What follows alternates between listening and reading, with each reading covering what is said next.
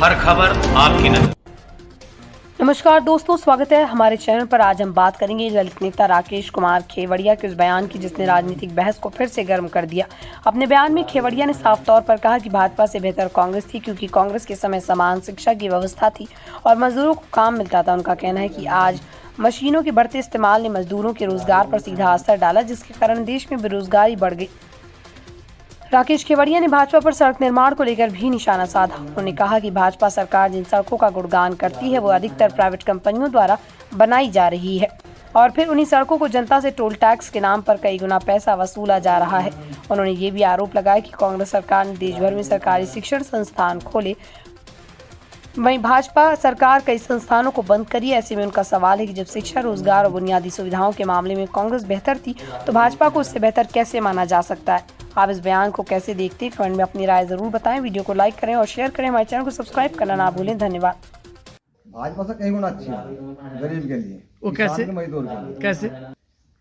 अगर कांग्रेस की बात की जा, पिछले नेहरू के कार्यकाल की बात की जा, तो जो नेहरू जी ने गरीबों के लिए काम किए हैं वो भाजपा के किसी प्रधानमंत्री ने नहीं किए हैं। जैसे कि शिक्षा की बात की जा, जब तक नेहरू जी का शासनकाल रहा देश में एकल शिक्षा पद्धति लागू रही। चाहे किसान का बच्चा है, मजदूर का बच्चा हो, सब प्राइमरी स्कूल में पढ़े हैं, सबको समान शिक्षा पद्धति लागू रही, सबको समान शिक्षा मिली है।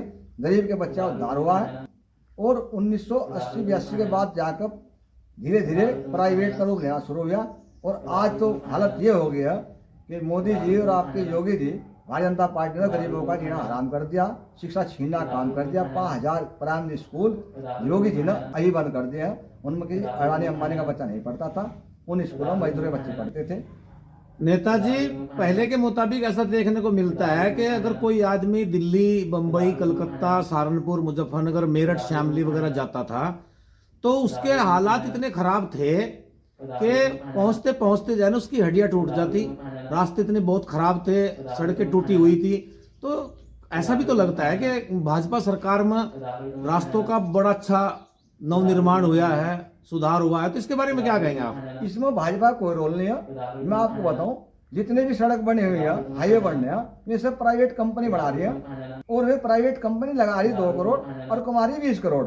मैं आपको बताऊं, इस सड़क आधा मैं आगरा गया गाड़ी से, 800 रुपए मेरे किराए के उसके लगे, टोल के तेल रहा अलग। तो इसमें सरकार का क्या योगदान है? कोई योगदान नहीं सरकार का सड़कों बनाने में। बीजेपी सरकार ने बहुत अच्छे अच्छे स्कूल, कॉलेज खुलवा रखे हैं, यूनिवर्सिटी खुलवा रखी है।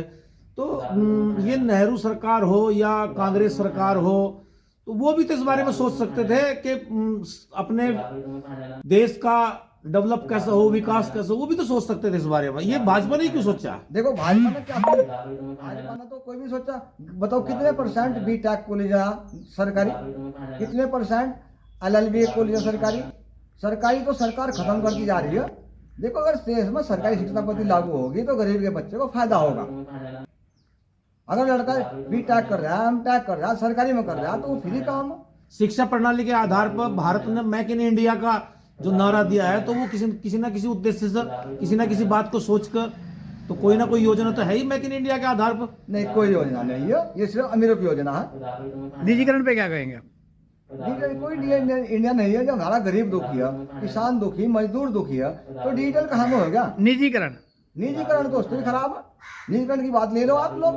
यदि आप प्राइवेट कॉलेज में, हमारा यहाँ का लड़का नौकरी कर रहा प्राइमरी में तो उसे 8-10 हजार तो ऊपर नहीं मिलते हैं। यदि सरकारी में नौकरी कर रहा हमारा बच्चा तो उसे 50-60 हजार रुपये महीना मिलते हैं। अच्छा, जैसे कि एक सवाल मेरा आपसे ये है जी कि आपने बोला है कि जो बड़े लोग हैं, उद्योगपति लोग हैं, वो लोग कंपनियां बनाते हैं, कंपनियां चलाते हैं। तो एक आम आदमी, एक गरीब आदमी तो कंपनी नहीं बना सकता ना? नहीं बना सकता, बिल्कुल बना सकता है, क्योंकि वो तो मजदूरी कर सकता है, मजदूरी कर सकता है, हैंड ओवर कर सकता है। बिल्कुल बिल्कुल। तो इसमें तो अगर कंपनी लगाई है मेक इन इंडिया के आधार पर तो इसमें तो मजदूरों का भी तो फायदा है। सुनो, मजदूर क्या फायदा? जवाहरलाल जी आपने बात की, मैंने बात की है, उस टाइम में सड़क बनती थी तो सड़क सरकारी मजदूर होते हैं सरकार के पास में, सरकारी रोलर होते हैं दाबने वाले, सड़क बनाने वाले, उन्हें सरकार तनख्वाह ज्यादा देती थी। आज प्राइवेट वाले तनख्वाह क्या दे रहे हैं? प्राइवेट वाले क्या तनख्वाह दे रहे हैं? सरकार का कोई रूल है? सरकार कोई उनके ऊपर कोई किसी प्रकार का शिकंजा है कि आप 2000 दोगे, 20,000 दोगे महीने के, क्या दोगे? कोई है? कोई तो नहीं है। प्राइवेट ठेकेदार अपने हिसाब से पैसे देता है। अगर मजदूर ये चाहता है कि ये काम 10 दिन के अंदर अंदर पूरा हो जाए और वहां 100 मजदूर लगकर उस काम को पूरा नहीं कर सकते, मशीनरी के आधार पर अगर बीजेपी सरकार ने कुछ ऐसी पहल की है तो इसमें क्या बुराई कर दी? बुराई तो है भाई, जब मजदूरों को काम मिल रहा वो ठहली बैठ गया। पहली बात तो सरकार ने भाई खत्म कर दिया। सरकार को जो मजदूर चिंता होती तो सड़क अपने आप बनाती। ठेके पे बनवा रहे हैं भाई साहब, ठेके पे बनवा रहे हैं, ठेकेदार का फायदा हो रहा है। मजदूरों को राशन दे रही है फ्री। अरे भाई हमारे यहाँ एक कहावत थी, पहले हम जब छोटे छोटे थे, हम जब सामान लेने जाते थे गाँव में तो क्या हड़ा दे दे हमारा ध्यान रहता रूंगे पर, जो रूंगा फाल देगा उसके सामान लाओगे, चाहे वो नमक में किस भाव दे दो। यही हाल आज की तारीख में ये तो रूंगा आए। हमने देखा हमारा मिनर वेतन घटा दिया, हमारी रेल बंद कर दी, हमारे स्कूल बंद कर दिए, हमारा कहीं ध्यान नहीं है। हमारा ध्यान है राशन मिल रहा। क्या राशन मिल रहा? तो नरेंद्र एक आदमी 5 किलो राशन मिल रहा। नरेंद्र मोदी जी को नरेंद्र हर खबर आपकी नजर।